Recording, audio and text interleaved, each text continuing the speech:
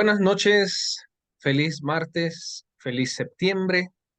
Em, la reunión pasada estábamos terminando agosto, pensando en el fin de un mes y ahorita vamos empezando septiembre, así que un ánimo a todos en este mes. Y bueno, paso a paso vamos buscando al Señor. Son 4 meses, ¿verdad? Septiembre, octubre, noviembre, diciembre. Y lo más importante, la pregunta más importante es verdaderamente cómo está nuestra intimidad con Dios. Y bueno, nuestra oración siempre es que esta opción más sea de edificación para la iglesia y de ánimos para quien sea que eh, esté escuchando, sea en la reunión o en los videos. Siempre mandamos un saludo a las personas que ven el video porque es constante el número de personas que lo ven. Así que un gran abrazo, saludos y es un privilegio que pues tomen en cuenta ver las enseñanzas. Eh, Muy bien, el tema de hoy es el fin del mundo. Es siempre, al ver esa frase, es así como que así todo apocalíptico, ¿verdad? Pero bueno, la frase está en la Biblia, está en algunas versiones. Hoy vamos a explorar esa frase y Jesús la dice y cómo la dice, ¿verdad? Y al hablar sobre estas cosas, eh, de un solo quiero decir que siempre que se tocan estos textos, la perspectiva de lo que Jesús enseña verdaderamente nos pone en qué pensar en relación a nuestro presente, a nuestro día a día, ¿verdad? Que a veces pasa tan rápido, que a veces pues vamos haciendo las cosas ahí, no sin pensar, ¿verdad? Pero bueno, el tiempo pasa tan rápido, las actividades son constantes y de repente pues uno siente que se levanta, se duerme y va a un día más. Así que bueno. Vamos a abrir la Biblia en Mateo, capítulo 13. Como siempre, sugerimos abrir la Biblia, sea en físico o en digital, para acompañar la lectura. Y en este versículo, en este capítulo 13, Jesús empieza a usar las parábolas, eh, una forma de, de hablar casi que con código y, y la forma de decodificar la parábola es un corazón sincero y una búsqueda sincera. Eh, no es la excepción esta noche, no es que yo voy a hablar en código, pero al final la búsqueda sincera es la que lleva a una intimidad con Dios, ¿verdad? Así que eh, vamos vamos a leer un poquito, ¿ok? Entonces, les pido paciencia, pero también al leer, que usen su imaginación, ¿verdad? Dejen que su mente los lleve donde les quiera llevar al estar leyendo. Y vamos en el versículo 24. Así que Mateo 13, 24. Dice así. Estoy leyendo de la Reina Valera 60. Les refirió otra parábola, diciendo, el reino de los cielos es semejante a un hombre que sembró buena semilla en su campo. Pero mientras dormían los hombres, vino su enemigo y sembró cizaña entre el trigo y se fue. Y cuando salió la hierba y dio fruto, entonces apareció también la cizaña. Vinieron entonces los siervos del padre de familia y le dijeron, Señor, ¿no sembraste buena semilla en tu campo? ¿De dónde pues tienes cizaña? Y él les dijo, un enemigo ha hecho esto. Y los siervos le dijeron, ¿quieres pues que vayamos y arranquemos la cizaña? Y él les dijo, no, no sea que al arrancar la cizaña arranquéis también con ella el trigo. Versículo 30, dejad crecer juntamente lo uno y lo otro hasta la siega. Y al tiempo de la siega, yo diré a los segadores, recoged primero la cizaña y atadla en manojos para quemarla, pero recoged el trigo en mi granero. Muy bien, entonces esta es la parábola. Jesús hablaba de cosas de agricultura porque era literalmente lo que estaban viendo, quizás tenían un campo enfrente. Y está hablando del trigo y la cizaña. ¿Ok? La cizaña es una plantación maligna que le hace daño al trigo bueno, pero se parece mucho al trigo, se confunde con el trigo. De hecho, se explica que la cizaña se usa para vender un producto más caro de lo que es. Entonces, verdaderamente no, se podía confundir entre la cizaña y el trigo. Pero este sembrador reconoce que había cizaña y también los sembradores que están ahí reconocen que había cizaña. Esta es una parábola. Y Jesús dice varias parábolas y no explica todas las parábolas, pero esta parábola sí la explica. Saltémonos al versículo 36. Entonces, leímos del 24 al 30 y ahora en el versículo 36 Jesús va a explicar esta parábola. Dice, entonces, despedida la gente, entró Jesús en la casa y acercándose a él sus discípulos le dijeron, explícanos la parábola de la cizaña del campo. Entonces, verdaderamente que les interesó y le dijo, hey, explícanos esa. Y respondiendo él les dijo, el que siembra la buena semilla es el Hijo del Hombre. Muy bien. La frase el Hijo del Hombre es una frase que se repite en Mateo y es bastante explícito que se refiere a Jesús, a él mismo, el Hijo del Hombre. Entonces, interesante porque él dice que él es el que siembra, ¿ok? Y una forma de ver los evangelios es que él nació, o voy a usar la palabra encarnó, él se encarnó para sembrar, ¿ok? Para sembrar. Vamos a ver qué es lo que siembra. Versículo 38. El campo es el mundo. Esta explicación es bastante eh, fácil de entender. Ya dijo que el sembrador es el Hijo del Hombre y dice el campo es el mundo. ¿Ok? Y dice, la buena semilla son los hijos del reino. Los hijos del reino. Aquí mete una palabra interesante, ¿verdad? Y una palabra importante que es el reino. ¿Ok? El reino tiene un rey, ¿verdad? Y en otras ocasiones hemos hablado de la palabra Cristo, ¿verdad? Como rey. Entonces hay un reino y hay unos hijos del reino. Y esos son la semilla, la buena semilla. Y dice, y la cizaña son los hijos del malo. Dependiendo la versión que usan, literalmente dice del malo. O sea, así.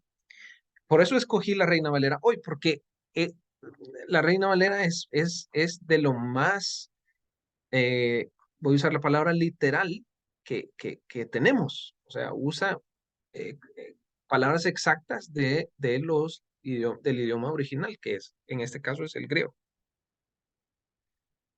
Y dice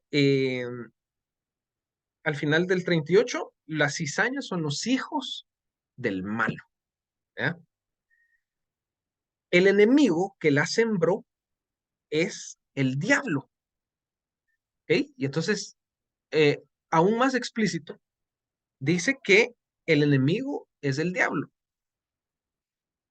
Y la ciega es el fin del siglo, dice la Reina Valera. Hay otras versiones que dice el fin del mundo. Ya vamos a empezar ahí a explicar. Y dice, y los segadores son los ángeles. De manera, versículo 40, que como se arranca la cizaña y se quema en el fuego, así será en el fin de este siglo. Enviará el Hijo del Hombre a sus ángeles y recogerán de su reino a todos los que sirven de tropiezo y a los que hacen iniquidad y los echarán en el horno de fuego. Ahí será el lloro y el crujir de dientes. Entonces los justos resplandecerán como el sol en el reino de su Padre. El que tiene oídos para oír, oiga. Hablemos de esta frase, el fin del siglo. El fin del mundo es el tema y algunas versiones lo usan. Y la frase literal es el fin del siglo o el fin de la era. Ahora, ¿qué era? Eh, y, y, y, y vámonos a lo más básico de lo que estamos leyendo, porque lastimosamente cuando hablamos fin del mundo y cosas así, se nos viene a la mente un montón de cosas que no están en el texto. Entonces aquí Jesús está diciendo algo, cosas bien explícitas. En primer lugar, él compara el fin del siglo o de la era o del mundo a la cosecha. ¿Ok? Entonces, en primer lugar, yo quiero hacer ver que sencillamente hay un tiempo, ¿ok? Que empezó y va a terminar, ¿ok? Y va a terminar en el tiempo que haya un, haya una decisión de cortar, ¿verdad? De cosechar. Y dice que los ángeles van a venir y van a poner en el granero, ¿verdad? El trigo y van a quemar la cizaña. Y aquí empieza, o no empieza, sino que aquí se usa una vez más la idea del fuego, ¿ok? La idea de quemar, la idea de, de algo encendido. Y dice que dice en el 42 al final, el horno de fuego y ahí será el lloro y el crujir de dientes. O sea que hay un fuego y hay un sufrimiento, ¿ok? Entonces, quedándonos con lo que estamos leyendo, hay en el fin del siglo, al final, hay un destino, ¿ok? Hay un destino para los malvados, para los injustos. Y aquí dice explícitamente, ¿verdad? Dice los que sirven de tropiezo y los que hacen iniquidad, ¿ok? Hay un destino donde hay fuego y hay crujir de dientes. Ahora, el fuego, en mi opinión, el fuego todavía sirve de, para expresar algo que que se usa para que nosotros entendamos la intensidad de ese destino. Yo pienso que, que sí puede ser fuego real o puede no serlo, pero lo más importante es que es un lugar donde hay algo encendido porque, porque Dios lo ha encendido, ¿verdad? Y en este caso el Hijo del Hombre. Y ese destino es para los que han rechazado el reino de Dios. Y el otro lugar aquí no dice cielo, no dice nada, pero sí dice, al final dice, en el 43, los justos resplandecerán como el sol en el reino de su Padre. Esto es bien interesante, porque estamos hablando del fin de, del mundo, de la era, ¿verdad? Pero después dice que quedará el reino. O sea que hay algo más después, y es el reino, ¿ok? Y es el reino eterno.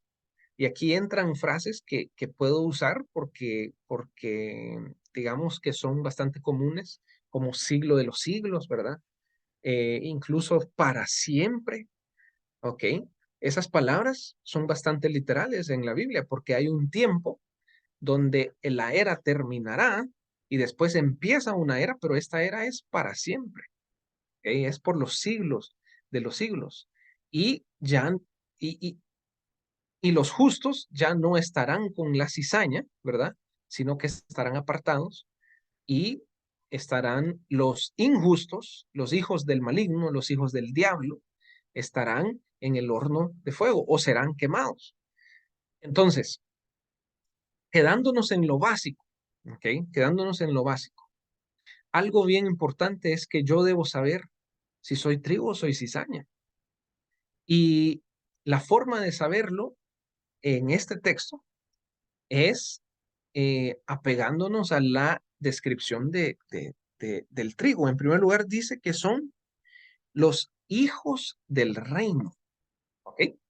Son los hijos del reino. Bueno, ya hablamos del reino y de un rey. Una pregunta bien sencilla. ¿Por qué, si yo soy hijo del reino, por qué me atrevo yo a decir que Jesús es mi rey? ¿Qué es lo que existe en mi vida que yo puedo asegurar que Jesús es mi rey? ¿Qué pensamientos tengo? ¿Qué acciones tengo? ¿Qué resultados tengo en mi vida? ¿Qué relaciones? ¿Qué decisiones hay en mi vida que muestran que yo soy parte del reino, que yo soy hijo del rey? Ven, porque si ese reino no se demuestra en mi vida, hay una posibilidad de que yo sea hijo del maligno.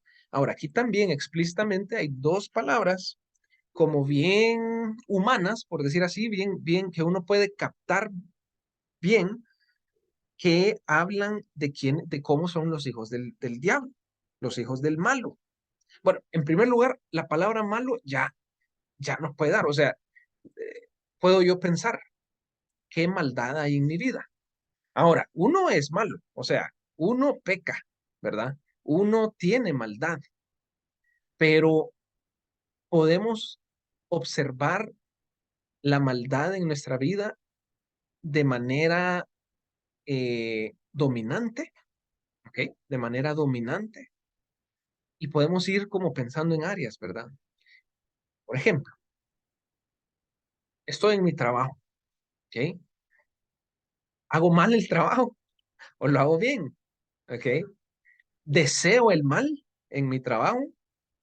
Soy envidioso, chambroso, ¿verdad? Engañoso, mentiroso. Entonces ahí uno puede ver características que nos pueden hacer ver si yo soy trigo o si yo soy cizaña. Y miren, ¿saben qué? Honestamente, y esto es una opinión fuerte, mía, pues personal. Honestamente, yo pienso que la iglesia tiene que hacer este ejercicio mucho más seguido, porque de repente hay actividades, acciones religiosas que parecen trigo y esa reflexión de la maldad en nuestra vida falta, ¿ok? Falta. Eh, vale, entonces, en primer lugar, dijimos la palabra malo, ¿verdad? Los hijos del malo hacen el mal. ¿Ok? Están dominados por el mal, ¿verdad? Y el trigo, los hijos del reino, estamos dominados por cosas del reino, ¿ok? Pensamientos del reino, acciones del reino. Pero hay otras palabras en el versículo 41 que nos pueden ayudar a identificar si yo soy trigo o soy cizaña.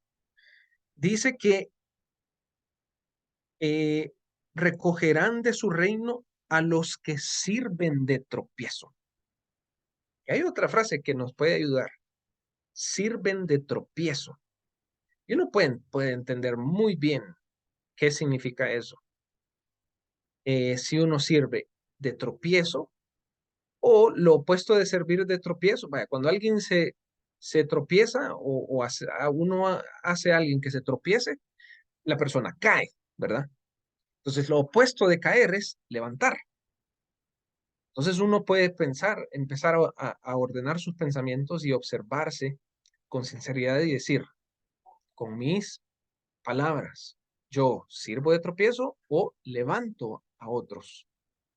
Mis acciones, yo sirvo de tropiezo o levanto a otros. ¿Ok?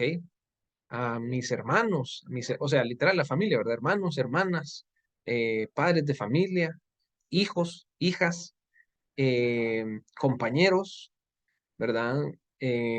Colegas. Y oigan esta que interesante. ¿Y qué de nuestros enemigos? ¿Qué hacemos con nuestros enemigos? ¿Los odiamos? ¿Les deseamos el mal? ¿Queremos hacerlos tropezar?